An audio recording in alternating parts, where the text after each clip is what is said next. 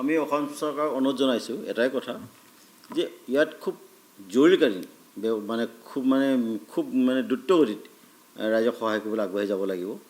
আৰু ডিজাষ্টাৰ যিটো মেনেজমেণ্ট আছে ডিজাষ্টাৰ যিটো মেনেজমেণ্টে কৰিব লাগিব কি খৰতকীয়াকৈ তেওঁলোকে ৰবৰ নাও দিব লাগিব বা অন্যান্য নাওবিলাক দিব লাগিব প্ৰয়োজন সাপেক্ষে কলৰ ভূৰ বনাই হ'লেও জুইবিলাক বানাক্ৰান্ত হৈ আক্ৰান্ত হৈ আছে তেওঁলোকে গছত উঠি বাস কৰিছে ক'ৰবাত বাঁহৰ গছত আছে ক'ৰবাত বেলেগ গছত উঠি আছে টিঙৰ ওপৰত আছে চাদৰ ওপৰত আছে তেওঁলোকে খাবলৈ পানী পাইছে নাই কি পাইছে কি নাই পোৱা যি কি যেনেকুৱা হওক বা গছৰ ওপৰতো টোপনি ক্ষতি কৰিলে পানীত পৰি যাব পাৰে তেনেকৈও মৃত্যুবৰণ হ'ব পাৰে যে এনেকুৱাবিলাক যিটো হৈছে আৰু মই ভাবিছোঁ যে অকল ডাৱৰ বিস্ফোৰণেই নহয় নাগালেণ্ডত যে অন্যান্য হয়তো তাত তেওঁলোকৰ ক'ৰবাত পানী ডেম চেমো ভাঙি যাব পাৰে এনেকুৱাও এটা নিশ্চয় কিবা ঘটনা ঘটিছে নহ'লে ইমান পানী অহাটো অসম্ভৱ এটা কথা আৰু আমি কোনোদিন শুনা নাছিলোঁ যে শিৱসাগৰ চৰাইদেউ বা এই নাজিৰা এই অঞ্চলত বানপানী হোৱা কথাটো এইটো আচলতে মই কৈছোঁৱেই নহয় অলপ আগতে ডাৱৰ বিস্ফোৰণ হৈছে তাৰ উপৰিও যেন ক'ৰবাত ডেম ভাঙিছে মোৰ তেনেকুৱা অনুমান হৈছে আমাৰ আৰু যি কি নহওক যিয়ে নহওক যি হৈ গ'ল এতিয়া আমি কি ব্যৱস্থা ল'ম খৰতকীয়াকৈ কেনেকৈ ব্যৱস্থা ল'ম মানুহবিলাক ক'ত সংস্থাপন দিম সদায় ৰাস্তাই গলিয়ে স্কুল ঘৰত থাকিব নেকি এতিয়া অতি সোনকালে অসম চৰকাৰে প্ৰতিটো বানাক্ৰান্ত ৰাইজক টিংপাতৰ ব্যৱস্থা কৰিব লাগে কমেও 2 বান্দুলকৈ টিং দিব লাগে টিঙৰ ব্যৱস্থা যদি নকৰে বা বাঁহৰ ব্যৱস্থা যদি নকৰে বৰ অসুবিধা হ'ব তাৰ উপৰিও খেতি শেষ হৈ গৈছে যে খেতি কৰিবৰ কাৰণে বা আমাৰ নেক্সট কঠীয়া বা সিঁচি দিবৰ কাৰণে ধানৰ বীজ আনিবলৈ ক'ৰবাৰ নতুন বীজ এটা আনিব লাগিব সোনকালে ছিটিয়াই দিলে যাতে ধানটো হয় বা নহ'লে কঠীয়া ব্যৱস্থা কৰিব লাগিব কঠীয়া ব্যৱস্থা যদি নকৰে বহুত অসুবিধা হ'ব নেক্সট বাৰলৈ যে এই কামখিনি খুব খৰতকীয়াকৈ যদি কাম নকৰে তেতিয়াহ'লে মানুহৰ অলপ আৰু পিছলৈ আৰু অসুবিধা হ'ব যে এইখিনি মই চৰকাৰক অনুৰোধ জনাইছোঁ আপোনালোকৰ তৰফৰ পৰা যে কঠীয়াৰ ব্যৱস্থা কৰিব লাগিব আনহাতে আৰু আমাৰ টিংপাতৰ ব্যৱস্থা কৰক বাঁহ খেৰৰ ব্যৱস্থা কৰক ঘৰ সাজি দিবৰ কাৰণে ইতিমধ্যে লেবাৰ এতিয়াৰ পৰাই সাজু কৰি ৰাখক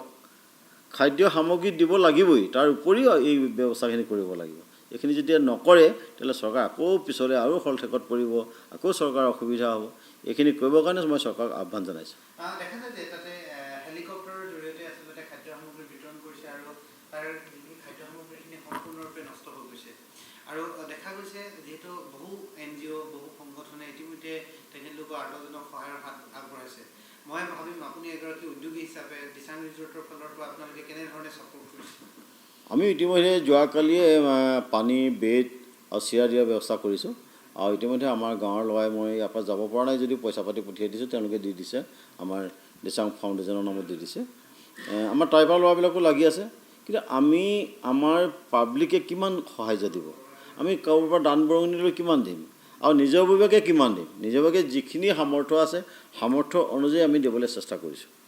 তাৰ উপৰিও এই যিমান বানাক্ৰান্ত ৰাইজ আছে তেওঁলোক ক্ষোভিত হৈ আছে আৰু কেতিয়াবা এনেকুৱা ক্ষোভিত অঞ্চললৈ যাওঁতে বৰ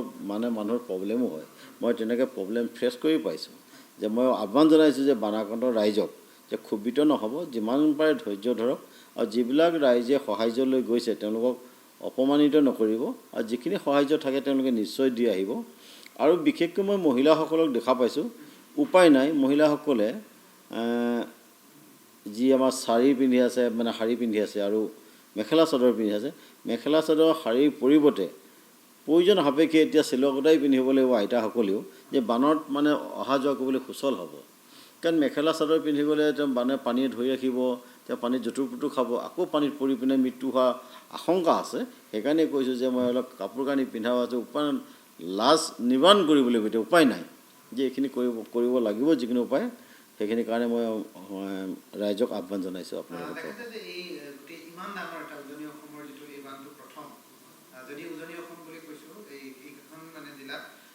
কিন্তু কেন্দ্ৰীয় নেতৃত্বৰ ফালৰ পৰা যিটো কেন্দ্ৰীয় চৰকাৰৰ ফালৰ পৰা কিন্তু এতিয়ালৈকে কোনো পেকেজ বা এতিয়ালৈকে ঘোষণা কৰা নাই তাৰ পৰিৱৰ্তে দেখা যায় যে আমাৰ ৰাজ্য চৰকাৰৰ ঋণ যথেষ্ট বৃদ্ধি হৈছে গতিকে কেন্দ্ৰীয় চৰকাৰৰ ভূমিকাটোৰ সন্দৰ্ভত আপোনালোকৰ কিবা ক'ব লগা আছে এতিয়া কেন্দ্ৰীয় চৰকাৰ আৰু ৰাজ্য চৰকাৰ একেখনেই চৰকাৰ গতিকে ৰাজ্য চৰকাৰে কেন্দ্ৰীয় চৰকাৰক সন্মান কৰিব লাগিব আমি যিমান ক'লেওতো নহ'ব যে আৰু চেণ্ট্ৰেল গভৰ্ণমেণ্টেও জনা জৰুৰী। তেওঁলোকে নিশ্চয় আমাৰ ফুটেজবিলাক পাইছে, নিশ্চয় তেওঁলোকে ভিডিঅ' চাইছে, নিউজ চাইছে, আৰু গভৰ্ণমেণ্ট অফ ইণ্ডিয়াই বিশেষকৈ চেণ্ট্ৰেল গভৰ্ণমেণ্টে, মই বিশেষকৈ আমাৰ মোদী ডাঙৰীয়াক আপোনালোকৰ তৰফৰ পৰা অনুৰোধ জনাইছোঁ যে অসমৰ কাৰণে স্পেচিয়েল এটা পেকেজ কৰিব লাগে। যদি অসমৰ কাৰণে স্পেচিয়েল পেকেজ নকৰে তেতিয়াহ'লে কিন্তু মানুহৰ অশান্তি হ'ব, আৰু অসম চৰকাৰে লোন লৈ কিমান দিন জীয়াই থাকিব।